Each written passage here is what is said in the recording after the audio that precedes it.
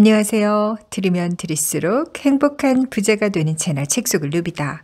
오늘 판미동 출판의 데이비드 호킨 박사의 놓아버림 나누도록 하겠습니다.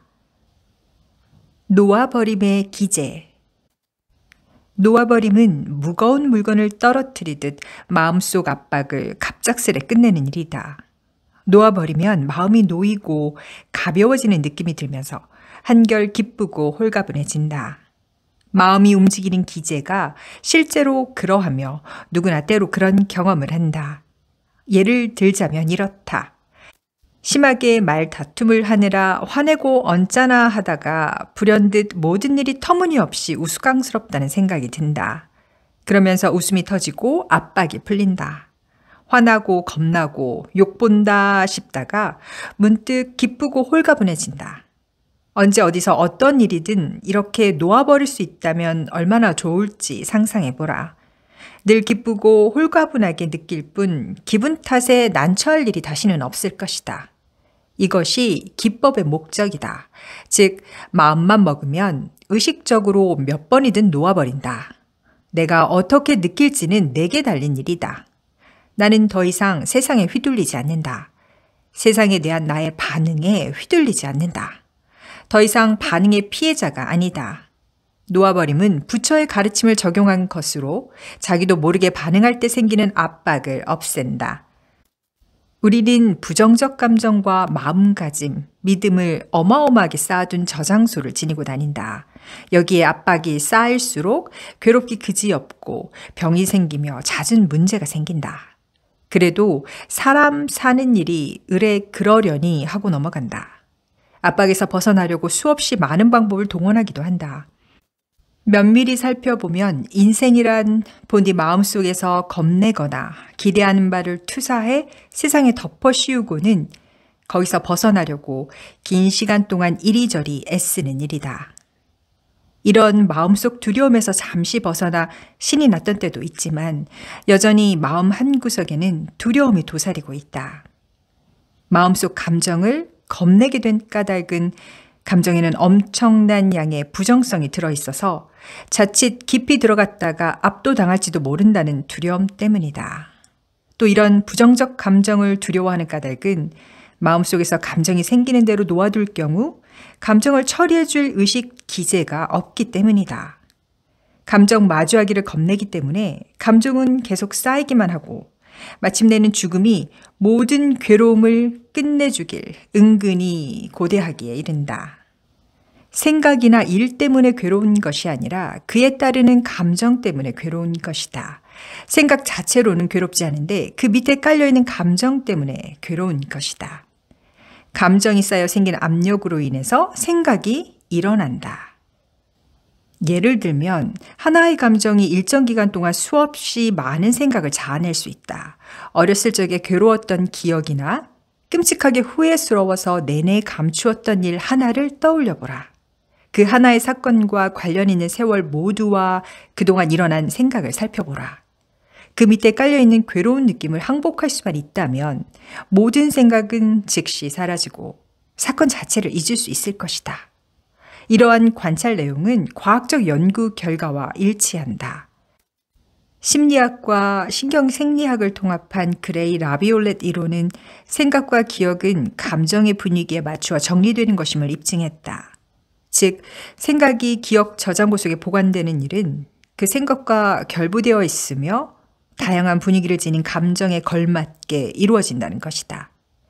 따라서 감정을 놓아버리면 그와 결부된 모든 생각에서 해방된다.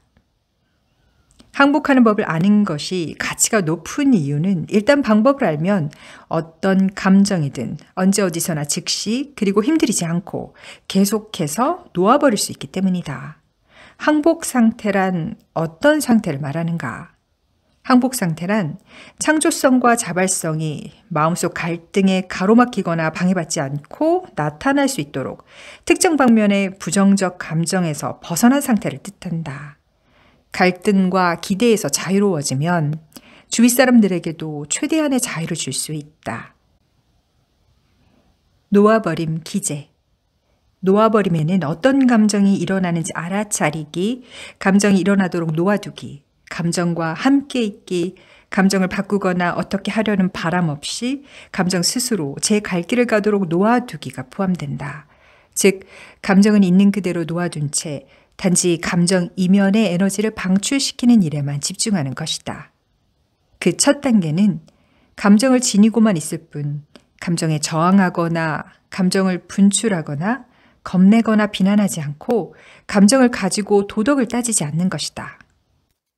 요컨대 판단을 멈추고 감정은 감정일 뿐임을 알아보는 것이다. 이 방법은 감정을 그저 생생히 느끼기만 하면서 어떻게든 바꿔보려는 노력을 모두 항복하는 것이다. 감정에 저항하고 싶은 바람을 놓아버려라. 저항 때문에 감정이 지속되는 것이다. 감정에 저항하거나 감정을 바꾸려는 노력을 포기하면 감정이 달라지면서 강도가 약해진다. 감정에 저항하지 않으면 감정 이면의 에너지가 사라지면서 감정이 없어진다. 이 과정에 들어가 보면 감정을 갖는 것 자체를 두렵고 죄스럽게 여기고 있음을 알게 된다. 즉, 감정 전반에 저항이 있다. 감정이 일어나도록 놓아두기 위해서는 먼저 감정에 대한 반응부터 놓아버리면 쉽다.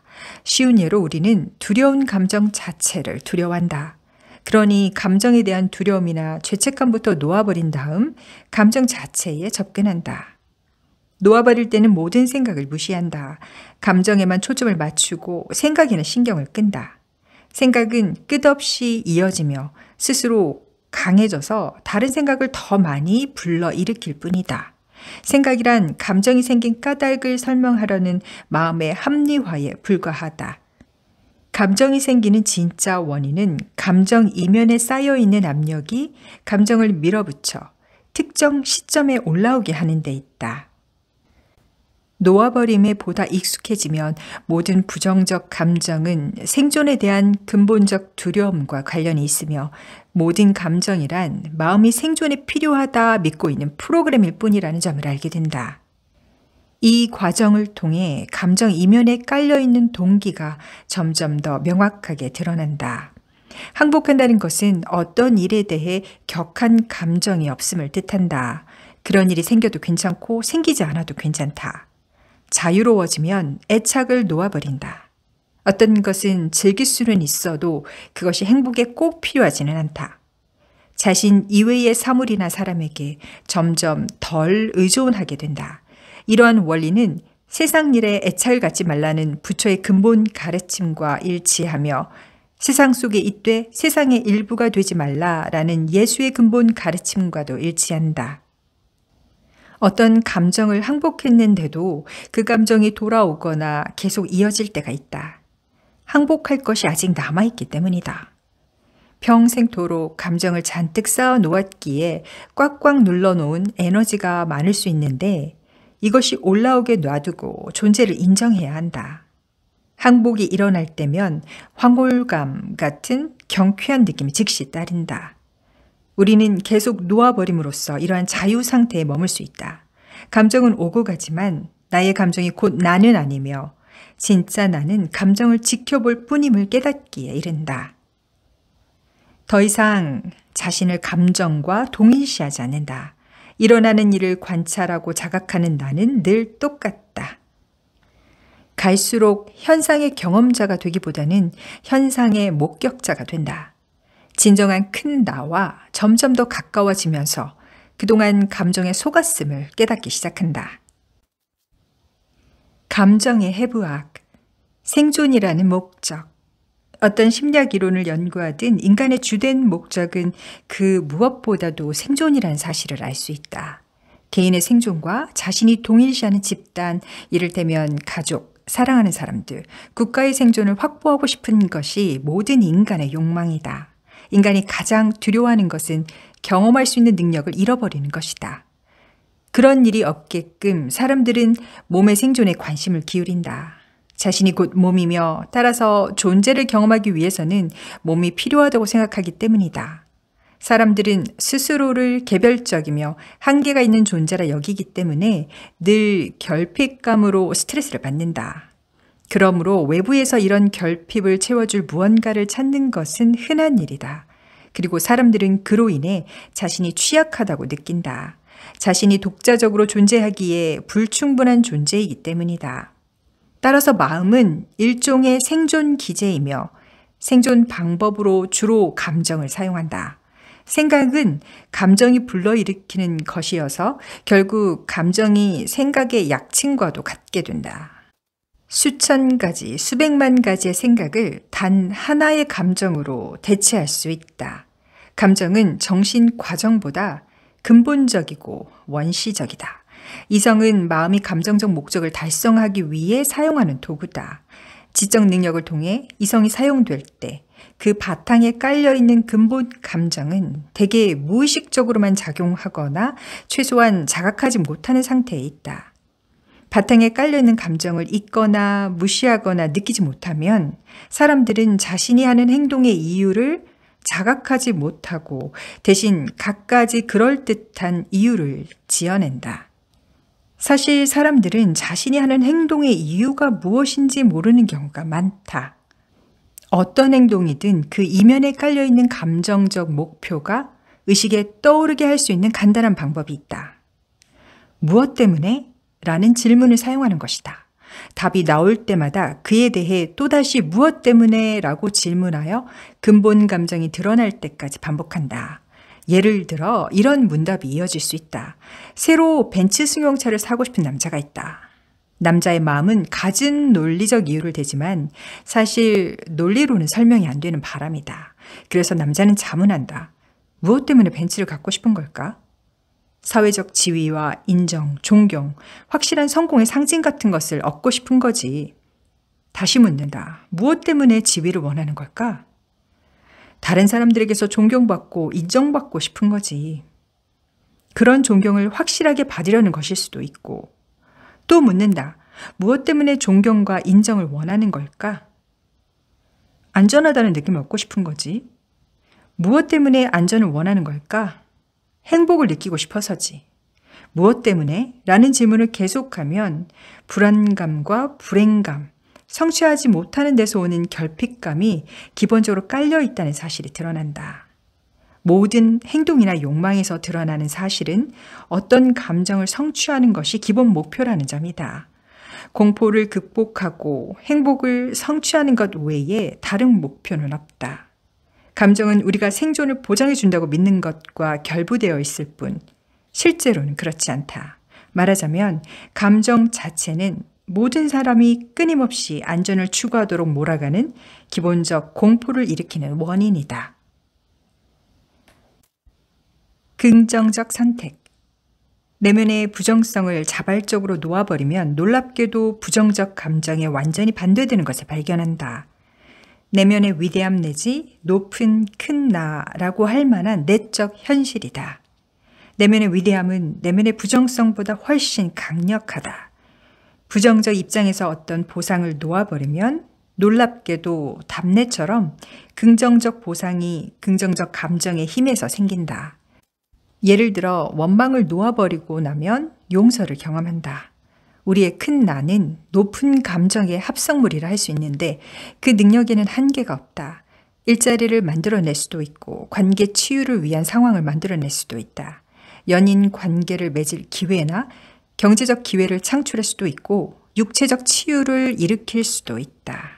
자신의 생각에서 생겨나는 모든 부정적 프로그램에 더 이상 권한과 에너지를 넘겨주지 않으면 자신의 힘을 다른 것에 주지 않고 되찾게 된다. 그에 따라 자존감이 올라가고 창조성이 되살아나고 노심초사하는 대신 미래를 긍정적으로 볼 수 있다. 분함이 풀리지 않아 사이가 좋지 않은 사람을 상대로 실험을 해보자. 자리에 앉아 속으로 이것은 실험일 뿐이라고 말한다. 실험의 목적은 순전히 배움에 있다고 말한다. 그저 의식의 법칙에 친숙해지고 싶고 일어나는 현상을 지켜보고 싶을 뿐이다. 부정적 감정에서 보상을 얻고 있음을 인정한다. 감정을 이루는 낱낱의 요소를 항복하는 동시에 관계 치유의 자발적인 마음에 대한 저항도 놓아버린다. 상대방이 아니라 나 자신을 위해 실험하는 중이니까 상대방과 접촉할 필요는 없다. 내면을 들여다보며 묻는다. 분노 밑에 무엇을 숨기고 있지? 분노 밑에서 공포를 발견할 수 있다. 분노 외에 질투도 보인다. 경쟁심도 보이고 그동안 관계를 가로막은 감정 복합체의 자잘한 요소들이 모두 보인다. 부정성 놓아버림과 긍정에 대한 저항 놓아버림을 동시에 한 결과 내면의 에너지가 달라지고 자존감도 미묘하게 바뀐다. 관계에 무언가 긍정적인 일이 생기게 하려는 자발성에 대한 저항을 놓아버리기만 하면 된다. 이제 그냥 편히 있으면서 무슨 일이 생기는지 지켜본다. 이 실험에서 상대방이 이해했는지는 관심사가 아니다. 내가 이해했는지만이 중요하다. 문제를 대하는 나 자신의 입장을 바꾼 다음 무슨 일이 생기는지 지켜보는 것만이 관심사다. 보통은 아주 보람찬 경험이 따라오기 마련인데 이 경험은 상황에 따라 다르게 나타난다. 이전에 겪은 트라우마의 찌꺼기를 아직까지 해결하지 못하면 이 또한 무의욕에 빠지는 원인이 된다. 마음은 과거가 되풀이되리라는 예상을 미래에 투영한다. 이런 무의식적 심리 역동이 나타나면 감정 복합체를 다시금 잘 살펴보려는 마음을 먹고 그것을 낱낱이 나눠서 부정적인 면을 놓아버리고 긍정적인 면에 대한 저항도 놓아버린다. 이렇게 하면 미래를 보는 눈이 달라진다. 격정에 압도되었을 때 해결할 방법을 몰랐던 자신을 용서할 수 있다. 당시에 남은 찌꺼기로 인해 감정 장애에 빠졌지만 무의식적인 마음속에는 시간 같은 것이 존재하지 않으므로 이를 언제라도 과거의 일을 치유하기로 마음먹으면 된다. 자신을 위해 감정 치유를 할 때 과거 일이 다른 의미를 띠기 시작한다. 우리의 높은 큰 나가 그 일을 이해할 새로운 맥락을 창출하기 시작한다. 숨은 선물이 보인다. 억울함과 마주할 때 확실히 알게 되는 것은 자신의 감정 구성 중 치유가 되지 않은 부분이다. 그 부분을 치유하기 위해 노력하면 커다란 보상을 얻는다. 고통이 따른 상황마다 이렇게 자문해야 한다. 언제까지 대가를 치를 참이지? 얼마나 원망하면 될까? 원망의 마침표를 찍을 날이 올까? 원망을 확실하게 살펴보면 무지하고 순진하고 천진하며 정신교육이 되어 있지 않다는 이유로 자신을 벌하고 있었음을 알게 된다.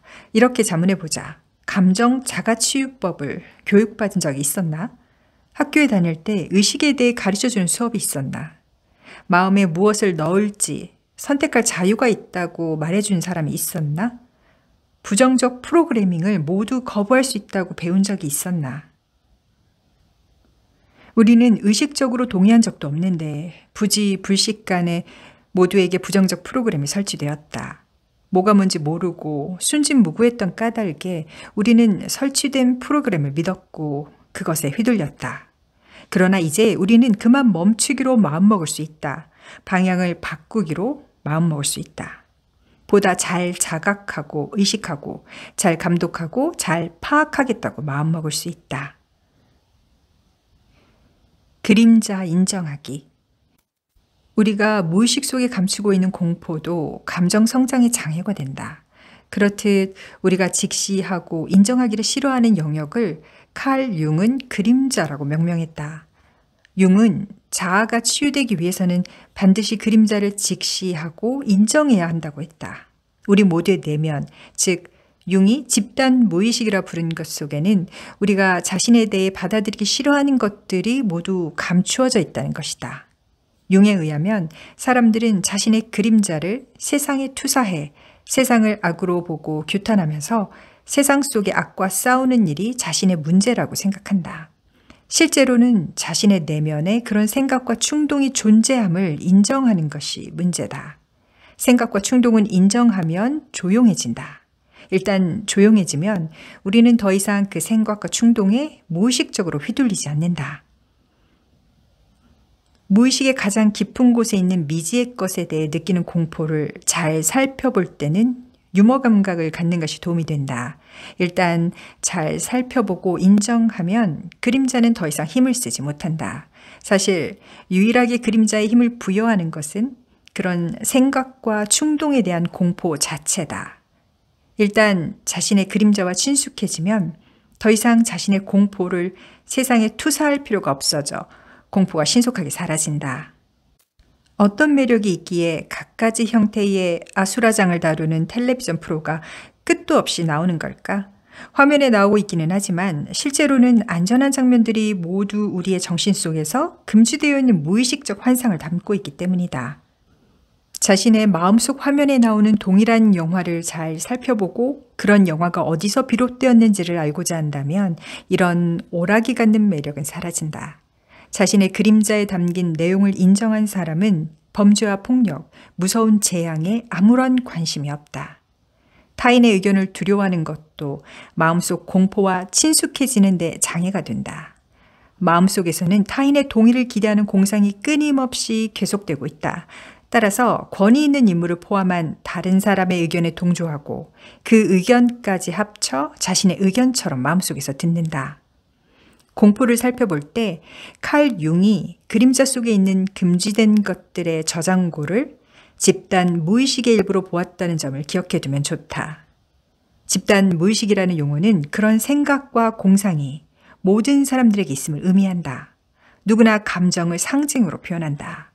또 누구나 자신이 멍청하고 못생겼으며 귀여운 데라고는 없는 실패작이라는 공포를 남모르게 내내 품고 있다. 무의식적인 마음은 예의를 모른다.